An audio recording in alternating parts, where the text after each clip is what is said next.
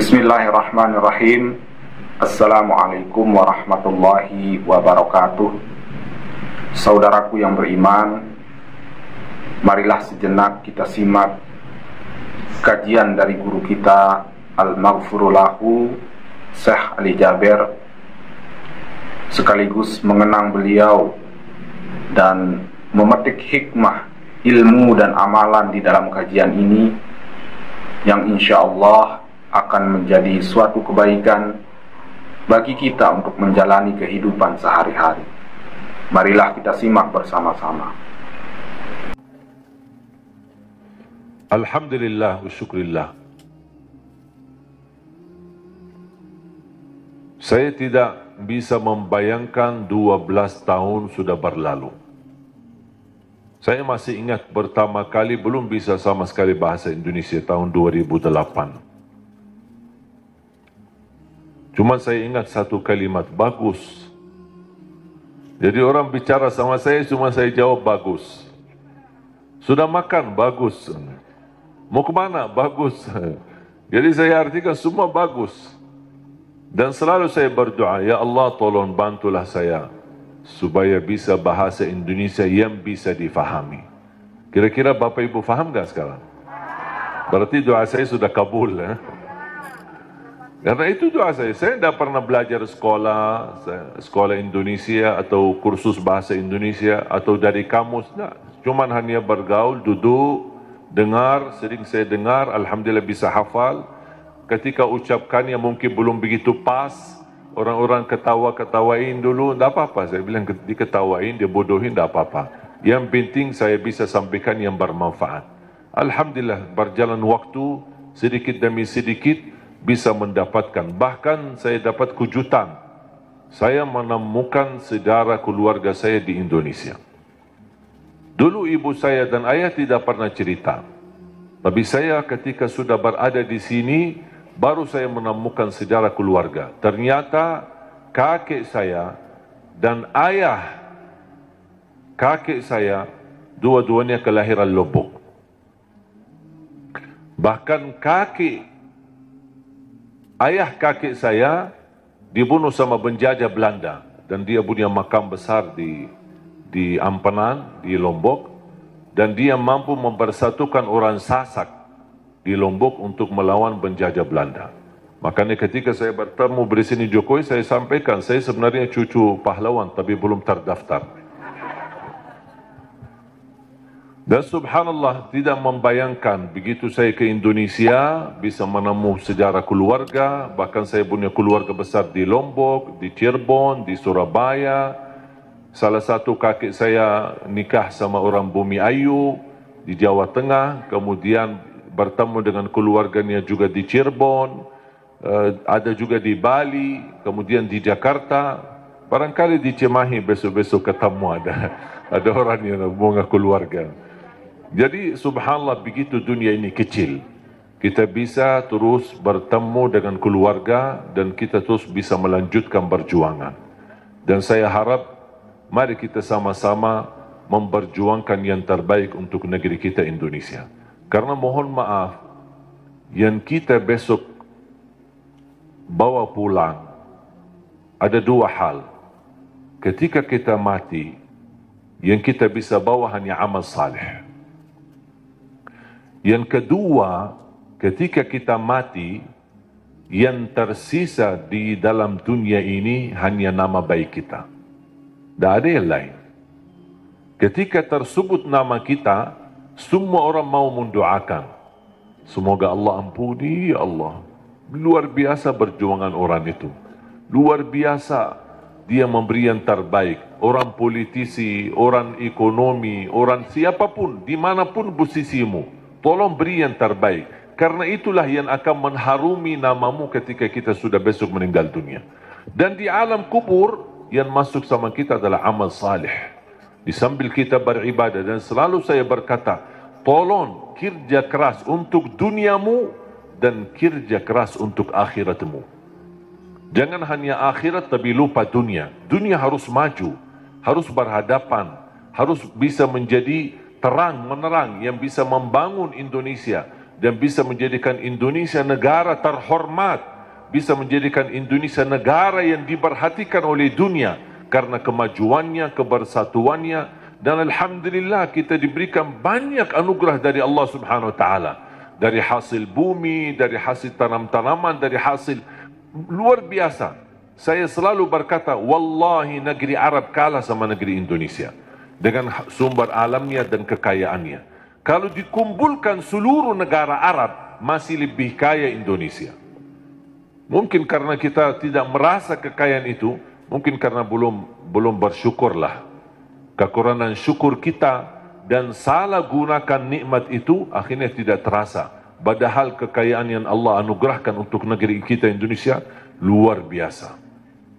Dan mudah-mudahan kita bisa dan mampu Allah hantarkan kepada kita, insya Allah, seorang orang wakil rakyat di Dewan Pemerintahan, di Dewan DPR, MPR dan juga di DPRD. Mudah-mudahan semua orang-orang yang diberikan oleh Allah SWT kemudahan dan kemuliaan yang mereka mampu menjalani tugasnya dan memberi yang terbaik, yang insya-Allah balasannya terharum nama baik mereka dan nama keluarga mereka, dan mendapatkan balasannya di hari kiamat di hadapan Allah Subhanahu wa taala.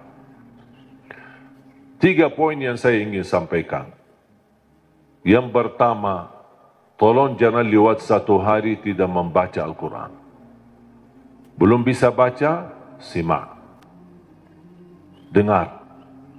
Masih merasa bacanya belum begitu lancar, tak apa-apa, dengar. Karena pahalanya sama. Yang membaca maupun yang simak, pahalanya sama. Setiap 1 huruf dapat 10 kebaikan. Ini bukan kata saya, tapi kata Rasulullah sallallahu alaihi wasallam, man qara harfan min kitabillah falahu hasanah wal hasanatu bi 10 amthaliha. Barang siapa yang membaca kitabullah 1 huruf saja dapat 1 kebaikan, dan 1 kebaikan pula dilipat oleh Allah menjadi 10 kebaikan. Alif lam mim bukan 1 huruf, tapi alif 1 huruf, lam 1 huruf, mim 1 huruf. Bayangkan jemaah, Bismillahirrahmanirrahim 19 huruf dikali 10, 190. Dari segi baca 19, tapi tulisan pahala 190. Dan setahu saya tidak ada amalan yang bisa memberikan pahala berhuruf hanya Al-Quran. Injil, Taurat, Zabur, Suhuf Ibrahim wa Musa, hadis Qudsi, hadis Nabawi tidak ada. Salat 10 kali lipat, tapi dari total salat.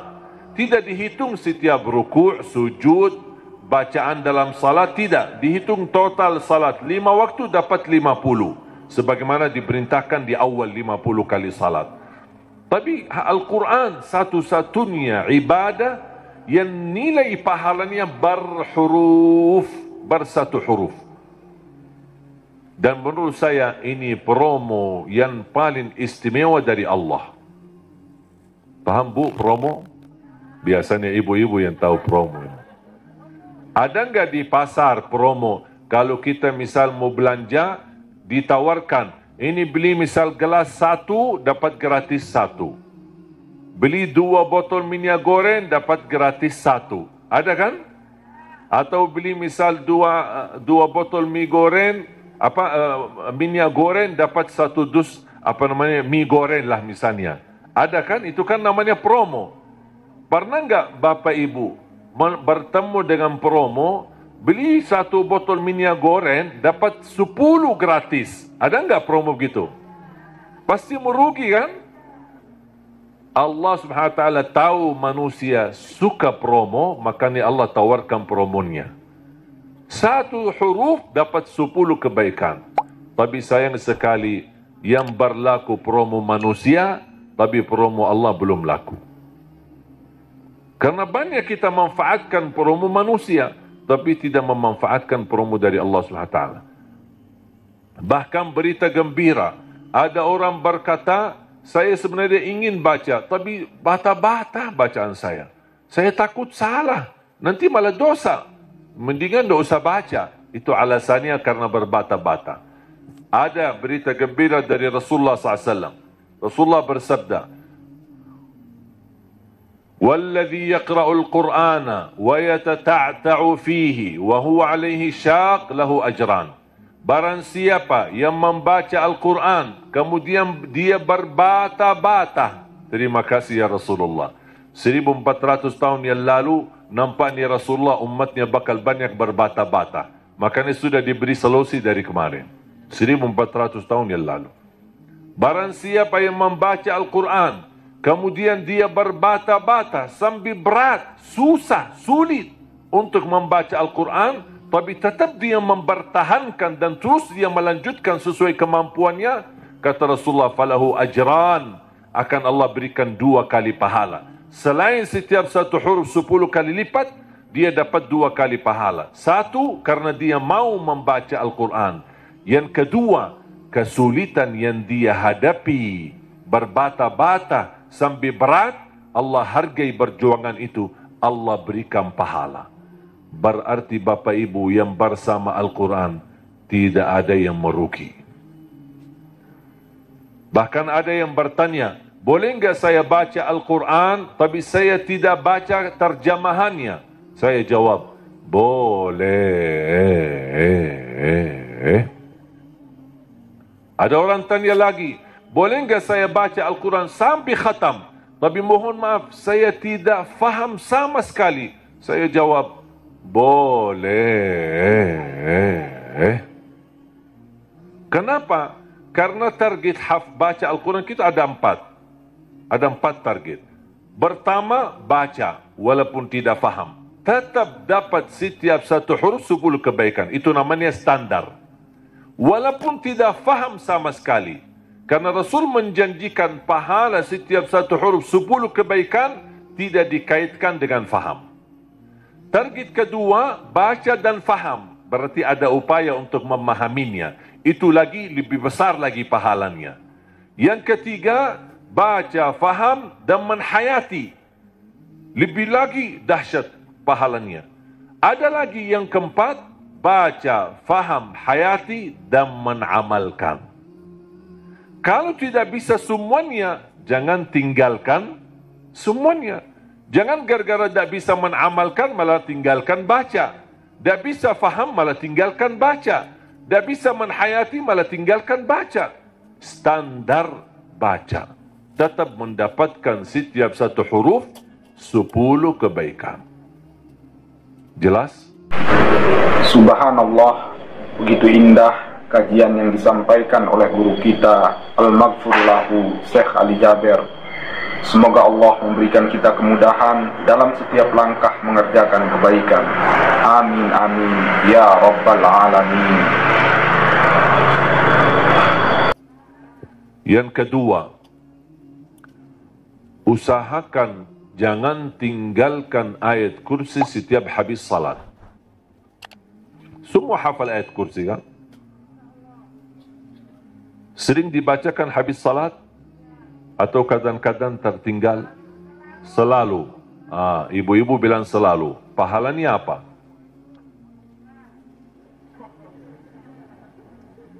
Pahalanya apa? Kemarin saya tanya sama ibu-ibu, selalu, terus pahalanya enggak? Dia tahu amalannya tapi belum tahu pahalanya. Saya kasih tahu pahalanya. Qala Rasulullah sallallahu alaihi wasallam di hadis yang sahih, man qara'a ayat al-kursi dubura kulli salatin laysa bainahu wa bainal jannati illa an yamut.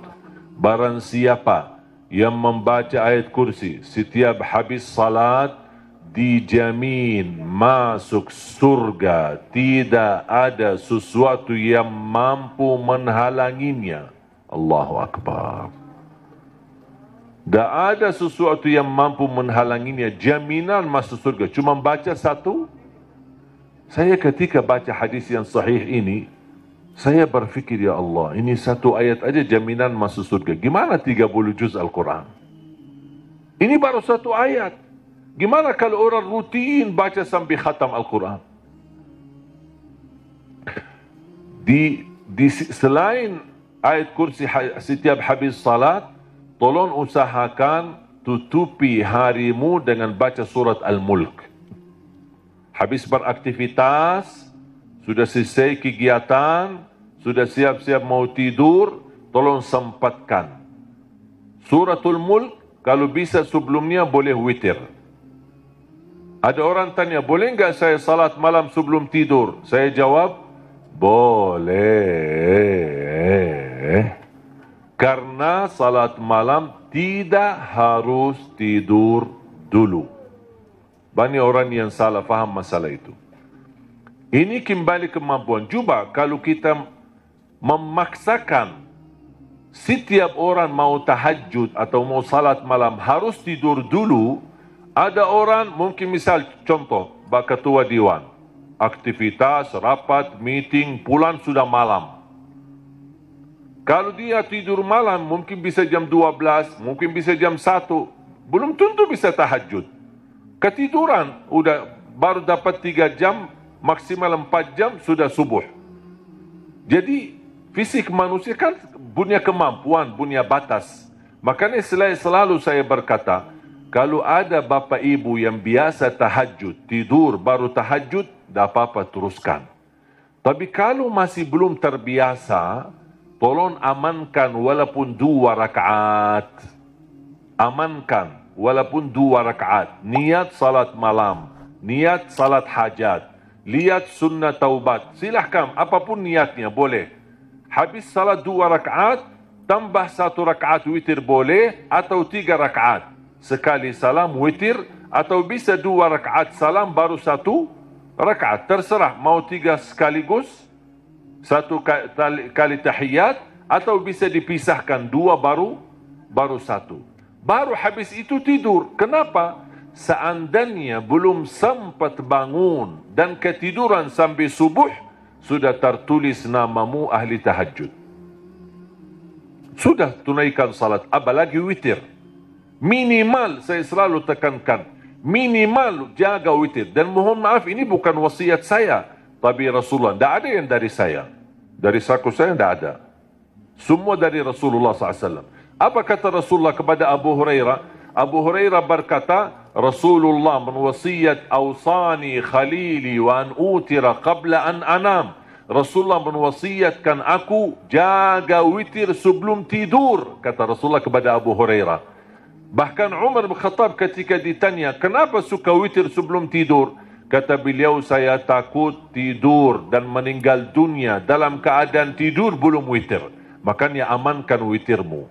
Inna Allaha witir, yuhibbul witir, fa'autiru. Allah maha witir, Allah cinta witir. Jagalah witir. Dan salah satu sunnah yang Rasul tidak pernah tinggalkan adalah sunnah witir. Tidak pernah tinggalkan, sehat, sakit, musafir, dimanapun berada. Selalu jaga witir. Dan sunnah yang kedua, sunnah subuh. Sesudah azan, sebelum salat wajib, ada sunnahnya. Bahkan di menurut mazhab Abi Hanifah, sunnah subuh itu dianggap wajib.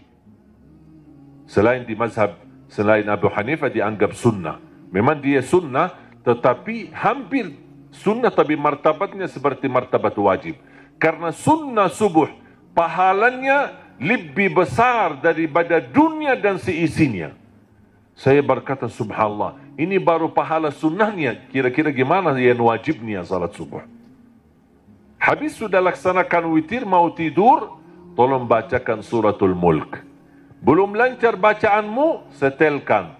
Dari HP boleh, atau CD murattal, suratul Mulk, atau dari YouTube. Sudah alhamdulillah puluhan bahkan ratusan ribu murattal. Tinggal milih apa yang kita suka. Sambil kita di tempat tidur, berbaring, kita bisa dengar suratul Mulk. Kenapa disuruh baca suratul Mulk? Apalagi di ujung aktivitas kita, seandainya malam itu meninggal dunia, sudah dapat jaminan selamat dari siksa kubur. Suratul Mulk, jaminan selamat dari siksa kubur. Yang terakhir, sedekah.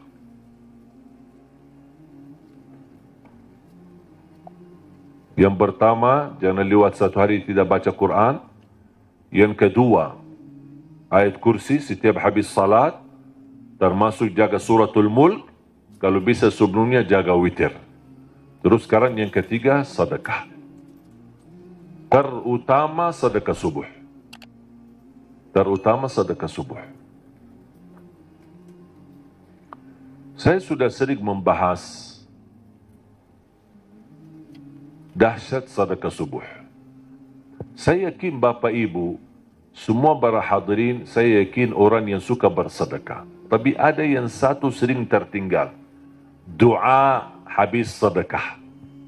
Atau doa di saat sedekah. Tahu enggak Bapak Ibu, doa di saat sedekah termasuk doa makbul?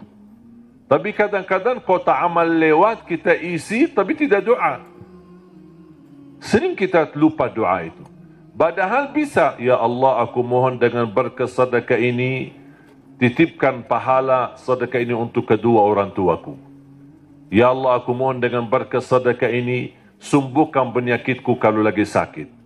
Ya Allah dengan berkat sedekah ini, mudahkan urusanku. Apapun hajat kita, luar biasa dahsyat sedekah. Termasuk sedekah subuh. Dan saya sudah buat ada tausiah ceramah. Mungkin Bapak Ibu nanti habis acara berkenan bisa lihat di channel YouTube kami, namanya Dahsyat Sedekah Subuh. Saya sudah bahas satu tausiah khusus hanya membahas keutamaan dan manfaat daripada sedekah subuh. Dan sedekah setiap waktu dan setiap saat ada manfaatnya, tapi lebih istimewa di waktu subuh, itu lebih dahsyat. Bisa Bapak Ibu, saya tidak akan bongkar apa isinya dan apa rahasianya, bisa Bapak Ibu nanti lihat di YouTube. Sedekah menjaminkan husnul khatimah. Sedekah menjaminkan selamat dari kematian kecelakaan. Sedekah menjaminkan selamat dari kematian kebakaran. Sedekah menjaminkan selamat dari kematian mendadak. Sedekah menjaminkan selamat dari su'ul khatimah. Sedekah menjaminkan kesembuhan penyakit. Sedekah menjaminkan memadamkan kemurkaan Allah. Dan sedekah menjaminkan ampunan dosa. Sedekah menjaminkan terkabul doa. Makanya ketika bersedekah jangan lupa berdoa. Apalagi di saat sedekah subuh. Dan cukup ketika bersedekah sebut satu hajat. Jangan habis salat subuh mau isi sedekahnya koin tapi doanya sampai terbit matahari. Malu sama Allah, ku kelamaan, kata malaikat apaan, ku doanya panjang banget. Padahal sedekahnya baru koin aja. Tolong disesuaikan, satu kali sedekah, satu kali hajat. Dan selalu dalam kebaikanmu, sisakan dalam doamu, jangan lupa doa untuk orang tua. Saya sudah belajar, apapun yang saya amalkan, apapun amalannya, di ujung saya amalkan itu, saya selalu berdoa, ya Allah aku mohon titipkan pahala amalan ini untuk kedua orang tua. Saya selesai tausiah, pas pulang, ya Allah aku mohon titipkan pahala tausiah ini untuk kedua orang tua. Habis ngaji, ya Allah aku mohon titipkan pahala ngaji saya untuk kedua orang tuaku. Habis salat, ya Allah aku mohon titipkan pahala salatku untuk... Apapun amalannya, apapun, saya sudah belajar menjadi salah satu upaya berbakti baik sama orang tuanya. Karena berbakti baik sama orang tuanya, walaupun mereka sudah meninggal atau di posisi yang jauh, tidak bisa bertemu setiap waktu dan setiap saat, melalui doa, insya Allah terhitung sebagai berbakti baik. Ada seorang bertanya, kalau orang tua saya sudah tidak ada atau sudah meninggal gimana? Apakah saya masih punya kesempatan berbakti baik? Saya menjawab, masih punya kesempatan. Ada dua amalan, sedekah dan doa, bisa menjadi bermanfaat untuk orang tua kita. Dan semoga kita bisa bersama-sama, kita selalu niatkan dan doa untuk orang tua. Mudah-mudahan kekurangan kita di masa mereka berada, mungkin kita sebagai anak, namanya anak muda, di masa dulu mungkin banyak membuat orang tua sakit hati, menyakiti perasaan mereka. Namanya anak-anak, tidak merasa dan tidak menyadari. Makanya ayo mari kita sama-sama memperbaiki. Semoga semua dosa-dosa kita di hadapan orang tua dan terhadap orang tua mudah-mudahan diampuni oleh Allah Subhanahu wa taala dan dijadikan kita orang yang berbakti yang mendapatkan pahalanya di sisi Allah Subhanahu wa taala. Amin ya rabbal alamin. Mudah-mudahan insyaallah menjadi saksi bagi kita semua dan mudah-mudahan menjadi amal salih yang bisa menyalurkan pahala yang tidak terputus sampai hari kiamat. Amin ya rabbal alamin. Mari kita sama-sama berdoa. Bismillahirrahmanirrahim. Alhamdulillahi rabbil alamin. Allahumma salli ala sayyidina Muhammad wa ala ali sayyidina Muhammad. Allahumma ya Allah ya dzal jalal wal ikram, berilah kepada kami petunjuk pada jalan yang lurus.